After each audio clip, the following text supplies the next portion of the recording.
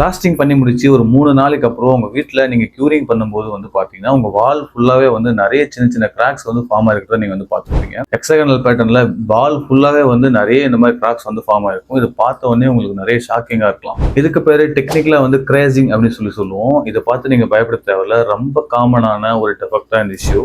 But இதுக்கான reason என்னன்னு சொல்லிட்டு கேட்டீங்கன்னா, சிமெண்ட் கண்டென்ட் வந்து அந்த கலவையில் அதிகமா இருக்கிறது தான். நீங்க வந்து ஒர்க் பண்ணும்போது வந்து பார்த்துருப்பீங்க. அதை ஃபினிஷ் பண்றதுக்கு நிறைய சிமெண்ட்ஸ் வந்து கண்டினியூஸா யூஸ் பண்ணி வந்து ஃபினிஷ் பண்ணுவாங்க.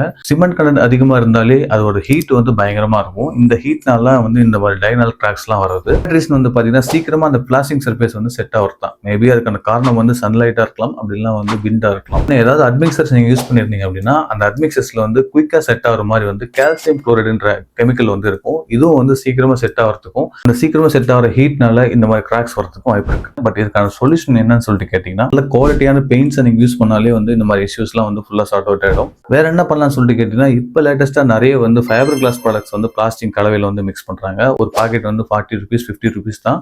அதை வாங்கி நீங்க ஒரு பேக் வந்து இவ்வளவு பாக்கெட்ஸ்னு சொல்லிட்டு மிக்ஸ் பண்ணிட்டீங்க அப்படின்னா அது வந்து ஒரு பெட்டர் ரிசல்ட்டை வந்து கண்டிப்பா கொடுக்கும்.